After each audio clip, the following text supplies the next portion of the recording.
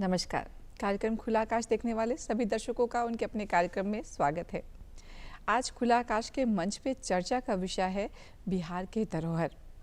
बिहार का हमेशा से ही बहुत ही रिच कल्चरल और हिस्टोरिक बैकग्राउंड रहा है और यही वजह है कि आज हमारे पास एक बहुत ही बेहतरीन विरासत है धरोहर के रूप में, जिसे संरक्षित करने की ज़रूरत है। और इसकी जिम्मेवारी जितनी सरकार की बनती है, जितनी ही उस डिपार्टमेंट खास की बनती है, उतनी हमारी और आपकी भी बनती है।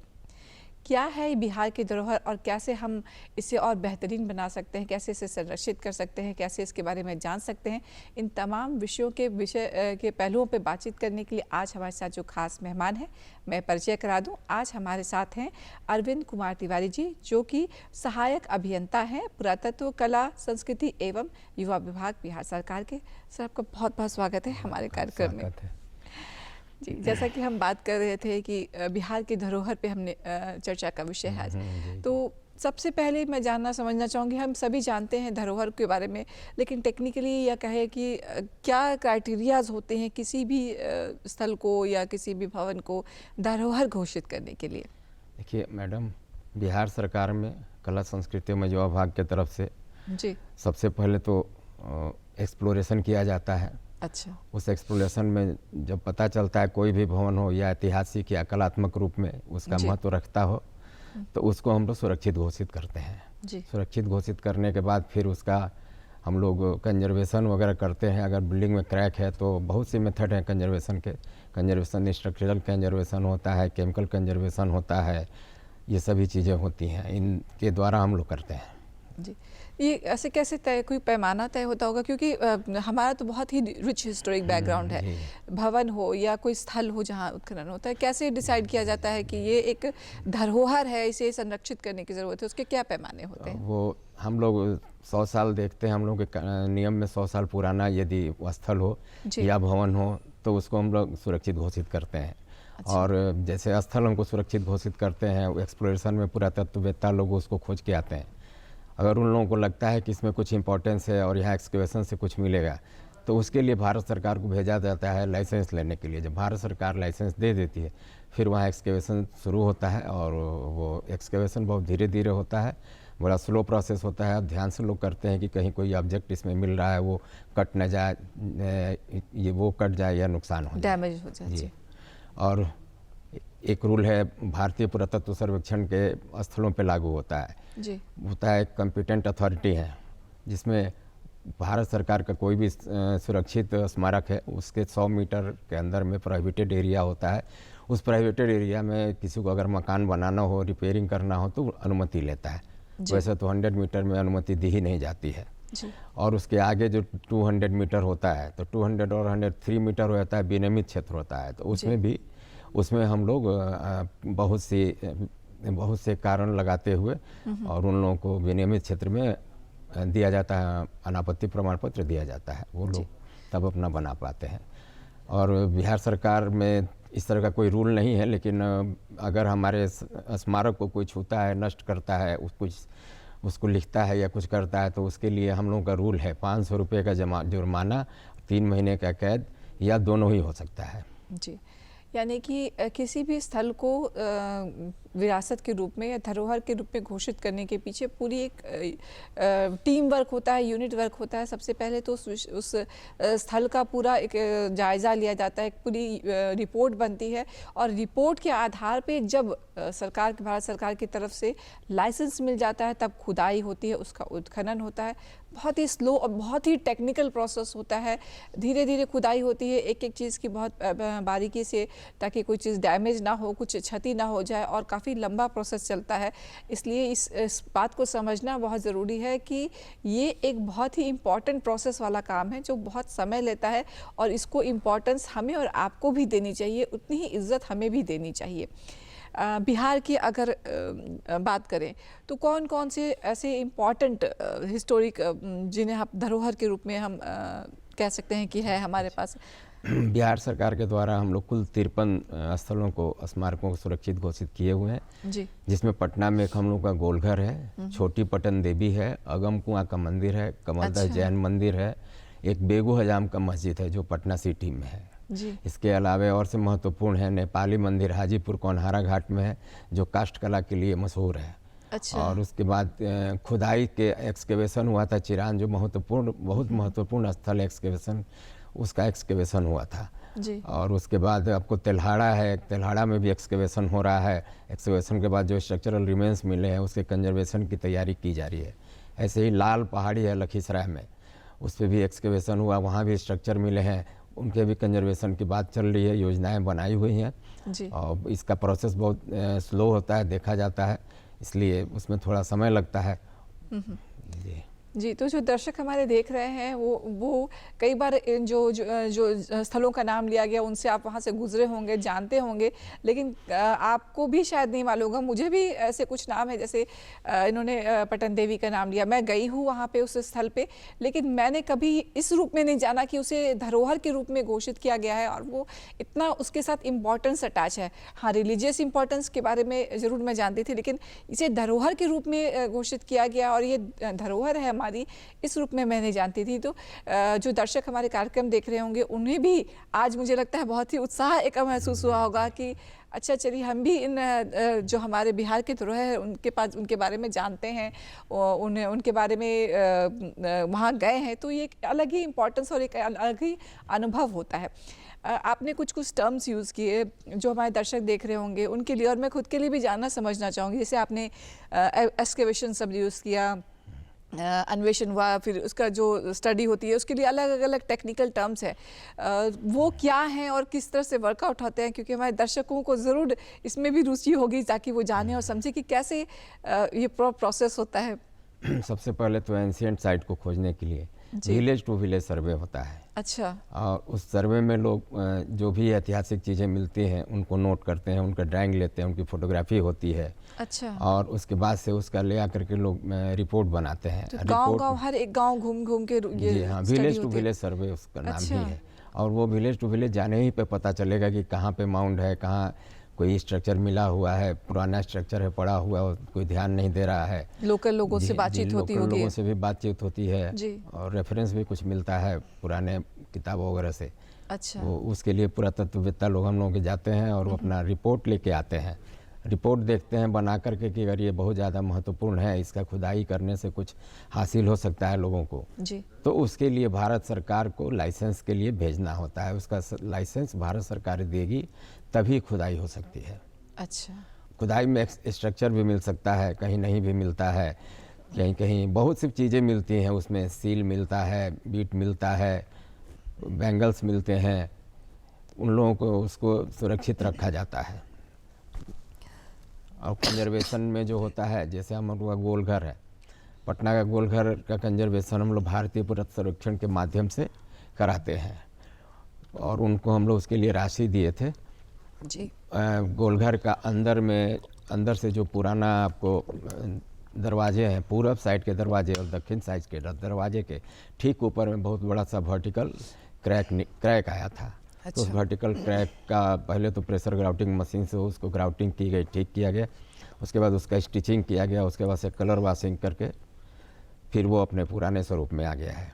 जी, तो ये जो उत्खनन होता है उसके बाद उसको घोषणा हो जाती है कि ये धरोहर है हमारी, तो उसकी देखभाल कैसे की जाती है, क्योंकि मेंटेनेंस भी खोजती है ऐसी चीज़ें। तो हम लोग उसके लिए स्मारक रक्षक हम लोगों के बहाल हैं, वो सूचना प्राप्त होती है हम लोगों को। कुछ छोटा मोटा मरम्मती या देख रेख होता है वो विभाग से भी होता है। अच्छा। लेकिन अगर उसके पास कुछ पर्यटकीय सुविधा हम लोग को देना है, टॉयलेट हो गया, आपको पीने का पानी हो गया, गेस्ट हाउस हो गया, तो इन सब चीज़ों के लिए भवन निर्माण विभाग के माध्यम से हम लोग अपना उसका डिज़ाइन ड्राइंग कराते हैं, एस्टिमेट करवाते हैं, राशि दे के फिर हम लोग उनसे कराते हैं। जी।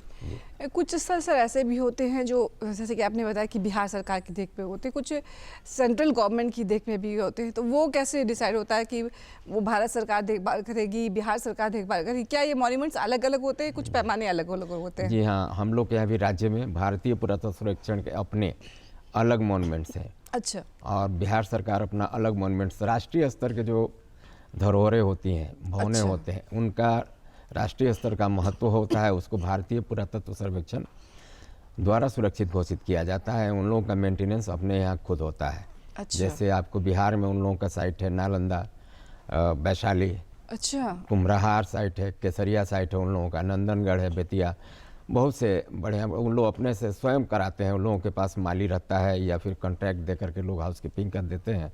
उन लोगों के माध्यम से साफ़ सुथरा रखना और मेंटेनेंस करते हैं।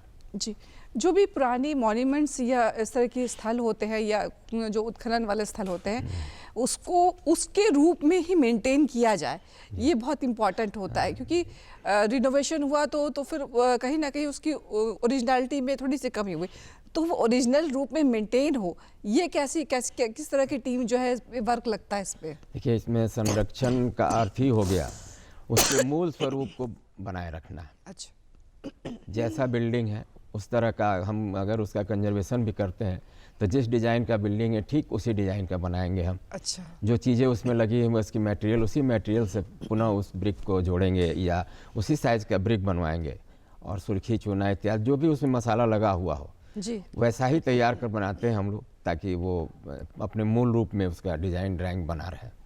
अच्छा। तो इसके पीछे पूरा एक, मतलब साइंटिफिक स्टडी, टेक्निकल स्टडी होती होगी ताकि उसको उसी रूप में मेंटेन किया जा सके। भवनों के बारे में भी जैसा आपसे बातचीत हो रही थी तो आपने बताया था कि एक सर्टेन टाइम फ्रेम का होना चाहिए जिनको घोषित किया जाता है कि हाँ वो धरोहर है, वो क्या है और उसके पीछे कैसे वर्कआउट होता है ये चीज़ें?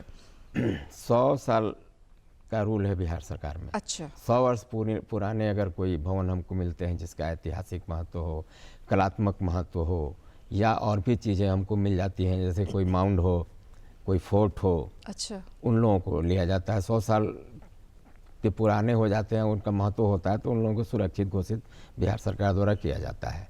सुरक्षित घोषित करने के बाद उसमें देखना होता है कि उनके कंजर्वेशन की आवश्यकता है कि नहीं है, या फिर वहाँ पर्यटकीय सुविधा बहाल करने की कार्रवाई होती है, उसके डेवलपमेंट का काम होता है। तो हमारे यहाँ से मैक्सिमम जो पर्यटकीय सुविधाओं को बहाल किया जाता है भवन निर्माण विभाग के माध्यम से बिहार सरकार अपना कराती है। सर, ऐसे भी बहुत से स्ट्रक्चर होते हैं, एक तो हुआ कि जो जिसको आप लोगों ने अपने देख रेख में ले लिया, लेकिन बहुत से ऐसी बिल्डिंग्स या ऐसे भवन भी होते हैं जो कि उनके ओनर्स अलग होते हैं या प्राइवेट सेक्टर्स के होते हैं, तो उन पे उनकी देख रेख या उन पे भी कुछ नियम होते हैं कि उनको भी वो मेंटेन करना है ताकि वो धरोहर जो है वो धरोहर के रूप में मेंटेन रह जाए। तो आम लोगों को भी अपने भवन के बारे में जानकारी होनी चाहिए, और रूल है जी कि यदि आपका रजिस्ट्रेशन कराना चाहते हैं हमारे डिपार्टमेंट में तो आप अपने भवन का आके रजिस्ट्रेशन करा सकते हैं। अच्छा। और फिर आपको हम लोग राशि दे करके और आपके कंजर्वेशन का काम करा सकते हैं। अच्छा। और और अगर उसमें कुछ कंस्ट्रक्शन जैसे धरोहर है तो जाहिर सी बात है कि उस पे अपने आपने जैसे बताया कि कंस्ट्रक्शन भी होता है तो वो उसके मूल रूप को मेंटेन करने के लिए होता है, लेकिन अगर प्राइवेटली किसी के पास ओन करता है जिसे घोषित कर दिया गया है कि वो धरोहर है, तो क्या वो ओनर जो है उस पर कुछ डेवलपमेंट या कुछ कंस्ट्रक्शंस कर सकते हैं? नहीं कर सकता है। बिना सरकार के पुरातत्व निदेशालय के जी निर्देश के और अनापत्ति के वो कार्य नहीं कर सकता है। उसको जो कार्य करना होगा डिपार्टमेंट के लोग उसका रिसर्च करेंगे, उसको देखेंगे कि इसमें क्या क्या आवश्यक है, इसका पुराना स्वरूप कैसे मेंटेन करें, उसके बाद से किया जाता है। मालिकाना हक उसी का रहेगा, पब्लिक का। मालिकाना हक ज़रूर रहेगा, लेकिन उसमें कंस्ट्रक्शन रिनोवेशन इसके लिए पूरे नियम है और उसके अंतर्गत उसको फॉलो करते हुए ही जो भी ओनर है उसमें कुछ भी कंस्ट्रक्शन या रिकंस्ट्रक्शन या रिनोवेशन करा सकते हैं। बहुत सारे ऐसे स्थल भी हैं जैसे कि हमारा म्यूज़ियम है, गोलघर है, इन्हें भी हम धरोहर के रूप में जानते हैं और इनका काफ़ी पुराना हिस्टोरिक बैकग्राउंड रहा है। लेकिन समय के साथ साथ हमने देखा है जब भी हम ऐसे स्थलों पर जाते हैं तो पब्लिक इंटरफेरेंस के साथ साथ उसमें कुछ ना कुछ डैमेज या फिर कुछ लोगों की आदत होती है जो स्पॉट पे गए कुछ लिख दिया, तो इस तरह पे इसको लेकर भी कुछ कानून या कुछ रोक टोक है? एक तो हम लोग उसमें कॉशन बोर्ड लगवा देते हैं जी, सूचना, जैसे लोग फॉर ग्रांटेड लेके हाँ, चलते हैं। हाँ हाँ, उस सूचना लगाया जाता है, लोग उसको पढ़ते हैं, फिर जो हमारे गार्ड होते हैं वो मना करते हैं कि आप ऐसा नहीं करें, कुछ लिखे नहीं करें। लेकिन इसमें आम जनता को भी जागरूक होना होगा, तभी हम अपने धरोहर को उस हिसाब से बचा पाएंगे। सरकार तो कर रही है, सरकार तो विरासत यात्रा भी कराती है, बिहार विरासत विकास समिति के माध्यम से लोगों को अवेयर किया जाता है। किसी बिल्डिंग में बुला के बच्चों को, बड़े लोगों को अवेयरनेस की आवश्यकता है। जब तक आम जन जागरूक नहीं होंगे तब तक पूर्ण रूप से उसका धरोहर को बचाया नहीं जा सकता है। जी, बहुत सही कहा। जब तक आम जनता जागरूक नहीं होगी तब तक धरोहर को नहीं बचाया जा सकता। धरोहर का इम्पोर्टेंस तभी तक है जब तक हम और आप इसके महत्व को समझें, इसे इम्पोर्टेंस दें, तभी वो सही मायने में उसका हम मूल्यांकन भी कर सकेंगे, उसको वैल्यू भी दे सकेंगे और वो मेंटेन भी रहेगी। कुछ धरोहर ऐसे भी है हमारे बिहार प्रदेश में जिसे विश्व धरोहर के रूप में भी घोषित किया गया है। मैं चाहूँगी, हालांकि आप डायरेक्टली उनसे जुड़े हुए नहीं हैं, लेकिन आपके माध्यम से मैं चाहूँगी कि दर्शकों को इसकी जानकारी हो ताकि वो समझे कि हमारा कल्चरल और हिस्टोरिक बैकग्राउंड कितना रिच रहा है। बोध गया विश्व धरोहर के रूप में संरक्षित है जी। और दूसरी हम लोग का नालंदा जो उत्खनन नालंदा महाविहार एक्सकेवेटेड साइट है जो भारत सरकार का है, वो भी विश्व धरोहर की श्रेणी में घोषित हो गया है। और डिपार्टमेंट बिहार सरकार एक और भी धरोहर के रूप में स्कॉर्पियन वॉल है, अच्छा, वो राजगीर में है, उसको भी उसके अभी प्रयास कर रही है ताकि इसको भी हम लोग विश्व धरोहर के रूप में घोषित करवा सके भारत सरकार से। जी, तो इस स्थल के बारे में मैं चाहूँगी थोड़ा ब्रीफ करके हमारे दर्शकों को बताएं कि ये स्थल क्या है ताकि उन्हें भी जानकारी हो आपके माध्यम से। बोध गया मंदिर तो एक्सकेवेशन में मिला था। अच्छा, एक्सकेवेशन में जी, मिला वो हुआ भी है। उसका भी छत विक्षत था, उसको बाद में लोगों ने बनाया, उसको जोड़ करके इमेजिन करके कैसा अपना है उसी मटेरियल से लोगों ने बनाया, जो गिरा हुआ था फिर उसको भी उठाया गया, उसी से सजा के रिस्टोर किया गया है। और नालंदा तो महाविहार पढ़ाई का बहुत बड़ा केंद्र था और उसका रिमेंस प्राप्त हुआ एक्सकेवेशन में। अभी भी अगर उसमें खुदाई की जाए तो और भी स्ट्रक्चर इधर उधर मिलेंगे। जी, तो हमारे दो इम्पॉर्टेंट स्थल है बिहार के ऐसे जो जिन्हें विश्व धरोहर के रूप में घोषित किया गया है। इन क्षेत्रों के बारे में मैं भी जानती थी, लेकिन मुझे ये नहीं जानकारी थी कि इसे विश्व धरोहर की श्रेणी में रखा गया है। तो हम और आप एक ऐसे प्रदेश में रहते हैं दर्शकों जिसका इतना रिच कल्चरल और हिस्टोरिक बैकग्राउंड है, इसका इम्पोर्टेंस समझें और इसको सुरक्षित रखने के लिए हमारा और आपका प्रयास भी उतना ही महत्वपूर्ण है। यहाँ मैं एक बार फिर से आपसे समझना चाहूँगी, आप जैसे बता भी रहे थे कि ऐसे क्षेत्रों को जिन्हें धरोहर के रूप में घोषित कर दिया जाता है, उसके कितने दूर के अंदर कुछ भी कंस्ट्रक्शन, रिकंस्ट्रक्शन या शॉप्स खोलना या इस तरह के कुछ भी करना अलाउड, या क्या क्या लीगल प्रोविजंस हैं इसको लेकर? बिहार सरकार में आर्कियोलॉजिकल सर्वे ऑफ इंडिया के जितने भी प्रोटेक्टेड साइट है जी, भारत सरकार ने उसमें कॉम्पिटेंट अथॉरिटी डिक्लेयर किया है स्टेट के सेक्रेटरी को, स्टेट के कल्चर सेक्रेटरी को, जो हमारे सचिव कला संस्कृति एवं युवा विभाग है। उसका मूल नियम है कि उसका स्मारक के बाउंड्री से जहाँ तक उसका सुरक्षित घोषित है उससे 100 मीटर तक प्रोहिबिटेड एरिया होता है, जिसमें किसी तरह की कोई अनुमति नहीं दी जाती है बनाने की। तक। जी। और 100 के बाद 200 मीटर जो आता है वो 300, उसको रेगुलेटेड एरिया कहा जाता है। रेगुलेटेड एरिया में कुछ शर्तों के साथ लोगों को भवन बनाने या उसके रिपेयरिंग कंजर्वेशन की अनुमति दी जाती है। अच्छा, 200 मीटर के अंदर? जी, 3। जी, तो दर्शकों, जब आप इस तरह से किसी भी मॉन्यूमेंट्स के आसपास गुजरते हैं और जहाँ भी देखते हैं कि इस तरह का कुछ की कंस्ट्रक्शन, रिकंस्ट्रक्शन हो रहा है जिसका बाय चांस अगर ध्यान ना गया हो, तो एक पब्लिक अवेयरनेस के नाते, एक आपकी जिम्मेवारी के नाते, एक रिस्पॉन्सिबल सिटीजन के नाते आपको भी आगे बढ़ के आके इसके बारे में कंप्लेन करनी चाहिए और इसको लेकर एक्शन लेना चाहिए। हम जो कॉमन पब्लिक के रूप में मैं जानना चाहूँगी, हमें अगर लगता है कि कहीं इस तरह के धरोहर स्थल पे कहीं कुछ डैमेज हो रहा है या इसको इस तरह से रोका जाना चाहिए, तो कॉमन पब्लिक को कहाँ जाके कंप्लेन करनी चाहिए कि या कैसे वो इनिशिएटिव्स ले सकते हैं? सर, कॉमन पब्लिक को जिला पदाधिकारी के पास जाकर के कंप्लेन करनी चाहिए, जैसे एक्सकेवेशन वगैरह में कहीं से मूर्ति मिलती है, कोई साइट का एक्सकेवेट हो रहा है, बिल्डिंग बन रही है, जो भी चीज़, तो उसके लिए जिलाधिकारी महोदय के पास उसकी सूचना दी जानी चाहिए। और जिलाधिकारी महोदय के पास से फिर हमारे पुरातत्व निदेशालय कला संस्कृति एवं युवा विभाग के द्वारा उसमें आगे की कार्रवाई की जाती है। जी, ये बहुत ही इंटरेस्टिंग बात बताई कि अगर इस तरह के कभी कंस्ट्रक्शन स्पॉट पे या कहीं काम हो रहा हो, तो अगर कुछ भी इस तरह का मिलता है जो आपको लगता है जिस पे हिस्टोरिकल इम्पोर्टेंस हो, जो धरोहर के रूप में हो सकती है, तो आप जिलाधिकारी के पास जाएं, उन्हें इस बात की जानकारी दें और कहीं ना कहीं इस पे ज़रूर एक्शन लिया जाएगा और आप भी कहीं ना कहीं एक रिस्पॉन्सिबल सिटीजन अपने आप को फील करेंगे। सर, जो क्षेत्र धरोहर के रूप में जैसे एक्सकेवेशन होता है, तो कई बार तो जैसा बताया कि एक गार्ड रहता है, लेकिन लोग जाके उसमें इंटरफेयर करते हैं, उसको डैमेज करते हैं, तो उसको कैसे मेंटेन किया जाता है? क्योंकि आज पॉल्यूशन इतना बढ़ गया है, हर जगह जो रूटीन में चीज़ें हैं, जो यूज़ में चीज़ें हैं, वो तो डैमेज हो रही हैं।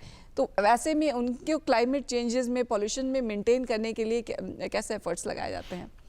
देखिए, उन स्थलों के लिए वार्षिक सफाई होती है। अच्छा। ईयरली क्लीनिंग होता है, 3 ईयर में होता है। फिर उसके रेस्टोरेशन की बात होती है, कंजर्वेशन की बात होती है जी। और फिर उसका देख रेख वही स्मारक रक्षक के माध्यम से किया जाता है और सालाना मरम्मती का जो होता है उसके हिसाब से उसको हम लोग रखते हैं, सुरक्षित रख पाते हैं। या आम जनता को जागरूक करते हैं कि भाई एक्सकवेशन साइट है, इस पर नहीं जाइए, इसके नीचे नहीं जाइए। जी। बस यही होता है। और जी, आम जनता की भी जिम्मेवारी बनती है कि इस तरह के स्पॉट्स पे ना जाएं और किसी को इस तरह का करता हुआ देखें तो उसे रोकें और इसकी जानकारी जो है जिलाधिकारी को दे ताकि वो इस पे रोक लगा सके।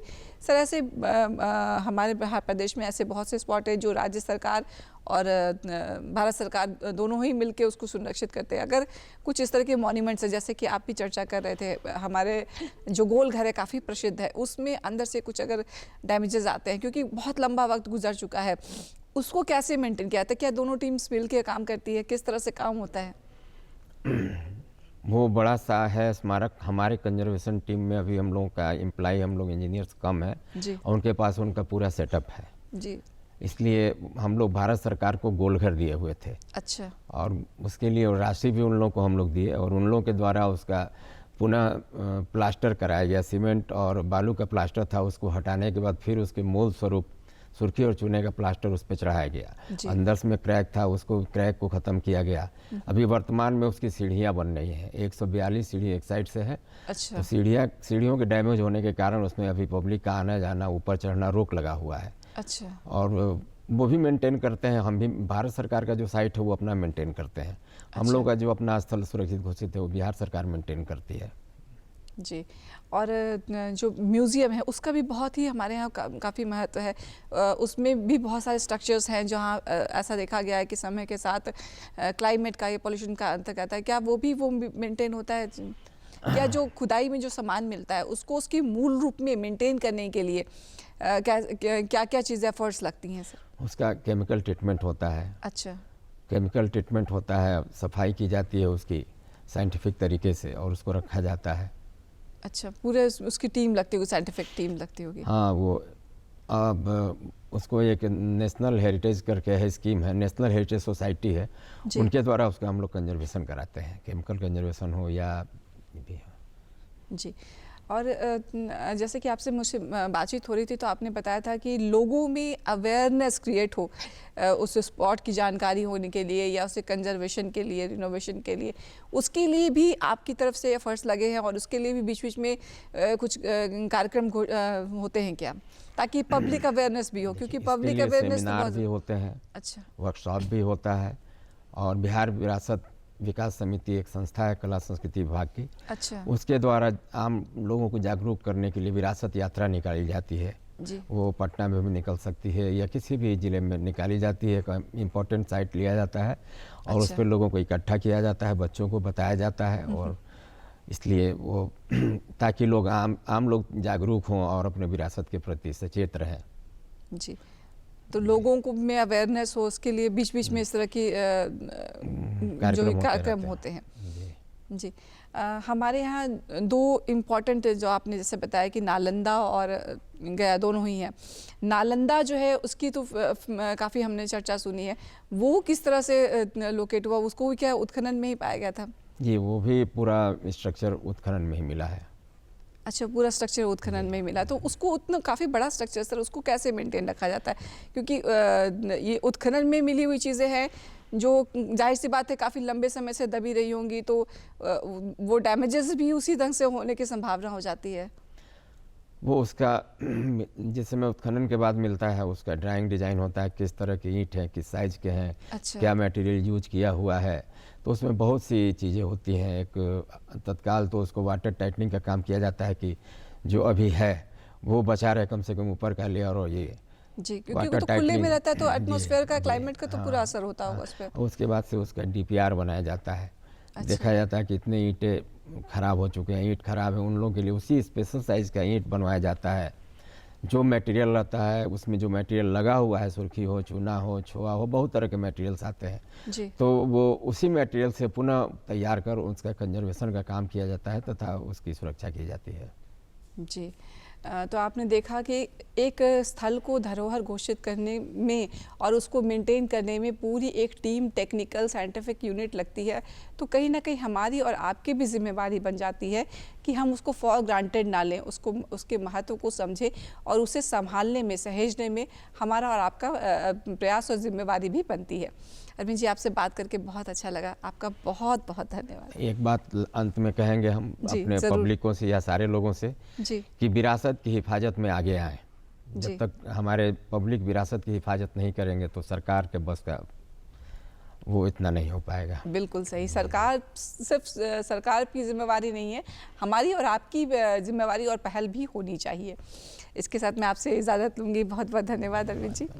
तो दर्शकों, आज हमने बात की बिहार के धरोहर के बारे में, जाना और समझा कि क्यों इम्पॉर्टेंट है और कैसे हम इसे मेंटेन कर सकते हैं।